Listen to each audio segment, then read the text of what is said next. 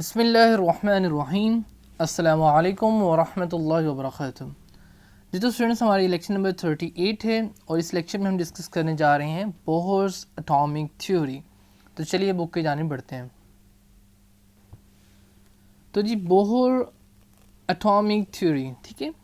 तो उससे पहले कि हम इसे स्टार्ट करें, पहले तो नील बोहर के बारे में पढ़ लेते हैं। तो ये थे जी साइंटिस्ट जिनकी आप थ्योरी पढ़ने जा रहे हैं। तो इनकी डिटेल क्या है जी। Neil Bohr was a Danish physicist who joined Rutherford in 1912 for his post-doctoral research, जो कि उन्होंने 1912 में रदरफोर्ड के साथ मिलकर पोस्ट डॉक्टरल रिसर्च की, ठीक है। उनके साथ ज्वाइन हुए। इन 1913 Bohr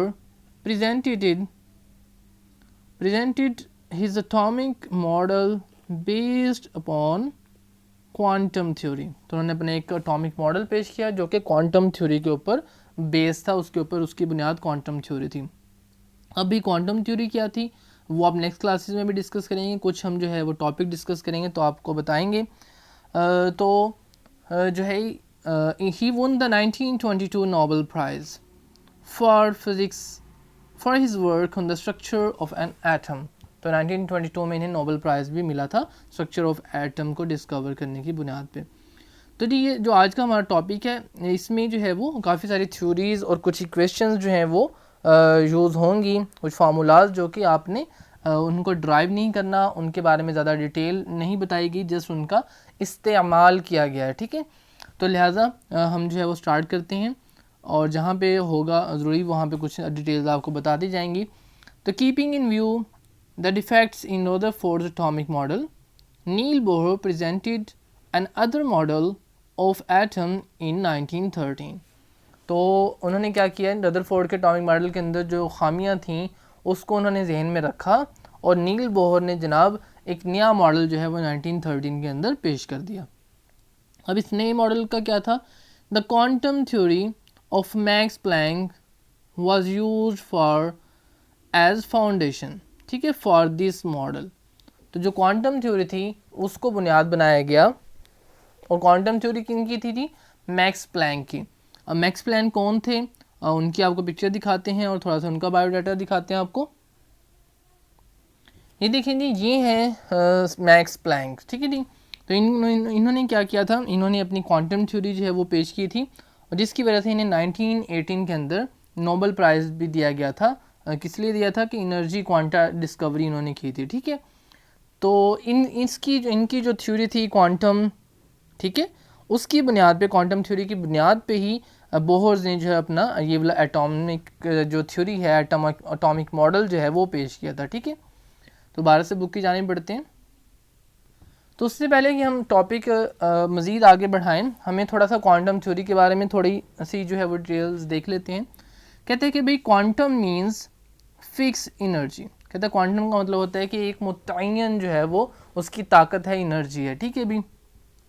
it is the smallest amount of energy that can be emitted और एब्जॉर्ब्ड एज इलेक्ट्रोमैग्नेटिक रेडिएशंस, ठीक है। तो ये जो क्वांटम है ये स्मॉलेस्ट आपके पास एनर्जी है, ठीक है, सबसे छोटे से छोटी एनर्जी है, ठीक है, जो कि क्या कर सकते हैं, इसको जो इमिट होती है, ठीक है, खारिज होती है, ठीक है, और या फिर एब्जॉर्ब होती है, कोई चीज़ इसको जज़ब करती है, एनर्जी को गेन करती है, एज इलेक्ट्रोमैग्नेटिक रेडिएशंस, ठीक है, इलेक्ट्रोमैग्नेटिक रेडिएशंस ये होती हैं, ठीक है।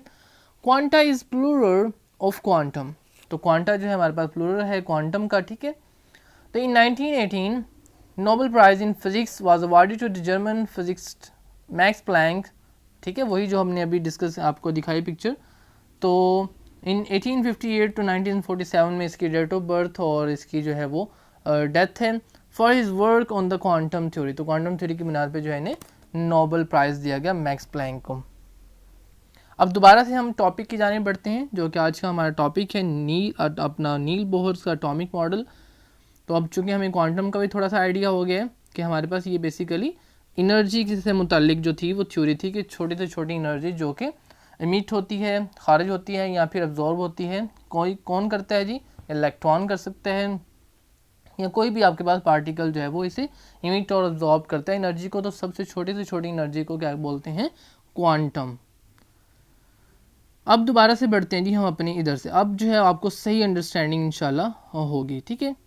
कह रहे जी according to the Bohr's model, तो बोहर्स मॉडल के मुताबिक revolving electron in an atom does not absorb और emit एनर्जी कंटिन्यूसली।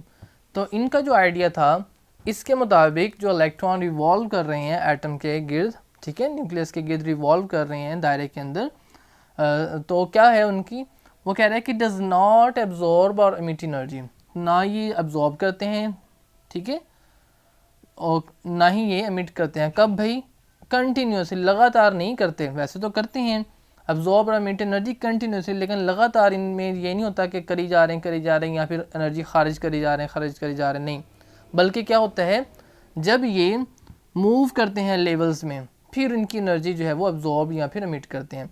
लेकिन उस मॉडल में क्या था, रदरफोर्ड के एटॉमिक मॉडल में था कि कंटिन्यूसली करते हैं और आखिरकार वो बीच में गिर जाते हैं न्यूक्लियस के, तो लिहाजा इसमें वो कह रहा है भी कंटिन्यूसली नहीं करते, तो कैसे करते हैं जी, the energy of a revolving electron is quantized as it revolves, ठीक है।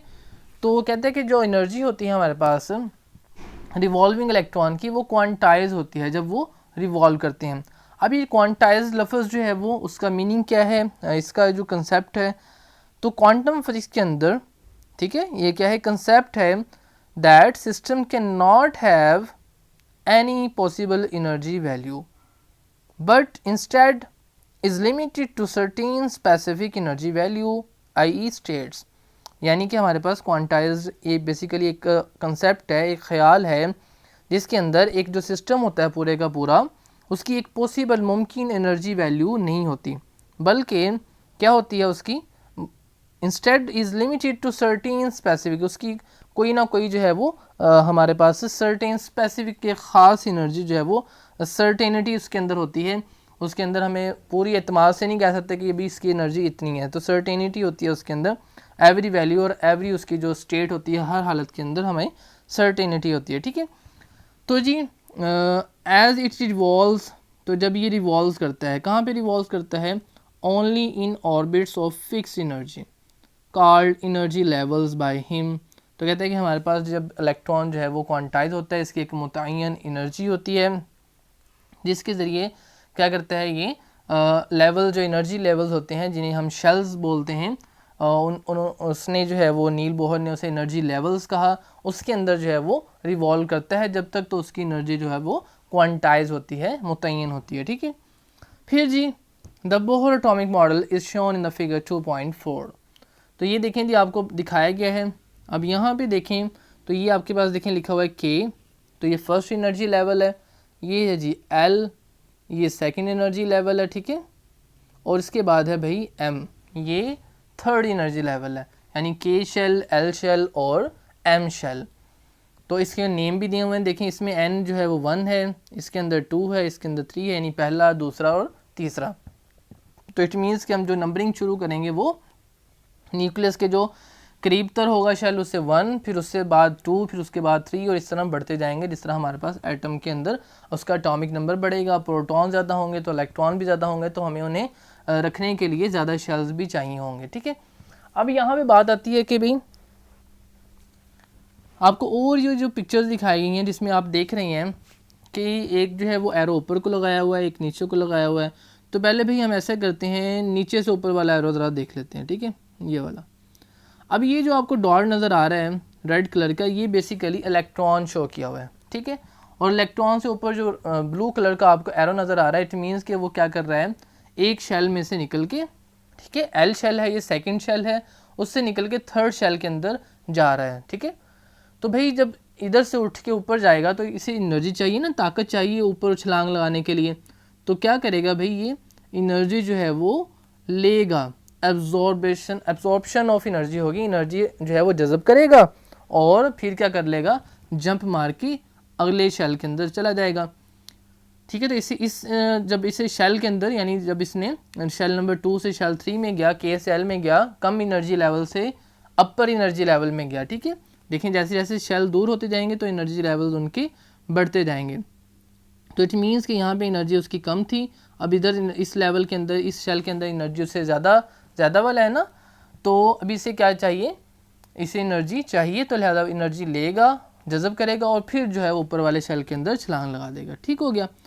अब ये है जी हमारे पास, इसके अंदर अब क्या है, इसके अंदर अब थर्ड वाले शेल से, एम शेल से के के अंदर देखें एरो लगा हुआ है, तो इसमें इसे जो है वो कम एनर्जी वाले लेवल में आ रहा है। ठीक है, ये ज़्यादा एनर्जी वाला शेल है आपके पास। ठीक है, और ये कम एनर्जी वाला शेल है, यानी कम एनर्जी वाला लेवल है। तो जब ज़्यादा एनर्जी वाले लेवल से कम एनर्जी वाले लेवल में आएगा तो ज़ाहिर बात है उसे अपनी एनर्जी क्या करनी पड़ेगी, कम करनी पड़ेगी। और अपनी एनर्जी कम करने के लिए उसे क्या करना होगा, एनर्जी को खारिज करना होगा, रिलीज़ करना होगा, जो जैसा कि आपको दिखाया गया है, रिलीज़ ऑफ एनर्जी। और वो किस तरह आप लिखेंगे, लिखेंगे डेल्टा ई एच वी। अभी डेल्टा ई से क्या मुराद है, डेल्टा ई से मुराद होता है फ़र्क। किस किस का फ़र्क भाई, ये जो इस शेल की एनर्जी का फ़र्क माइनस इस शेल की एनर्जी का फ़र्क।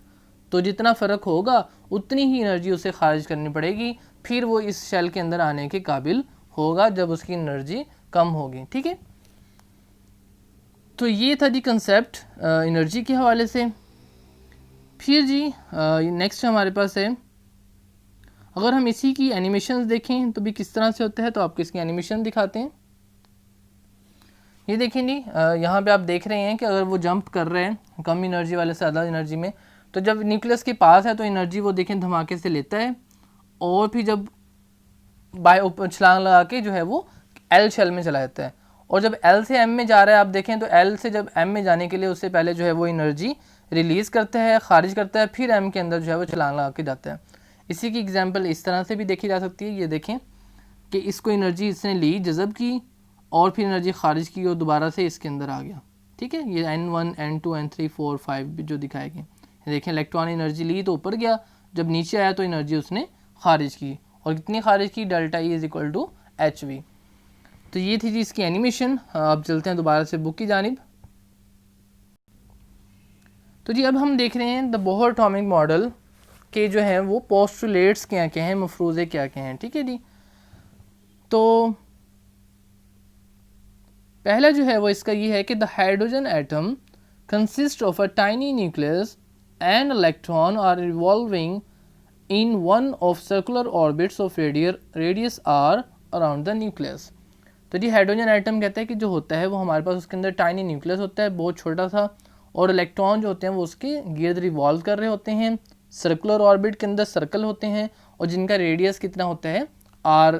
सर्कल का कोई ना कोई रेडियस होता है, तो इसके रेडियस को उसने आर से शो कर दिया। ठीक है, और होता है गिर्द है, न्यूक्लियस के गिर्द होता है। उसके बाद जी each orbit has a fixed energy that is quantized. तो हर ऑर्बिट की एक मुतय्यन एनर्जी होती है जो कि क्वांटाइज होती है, जिसको हम पहले क्वांटाइज के मीनिंग को देख चुके हैं।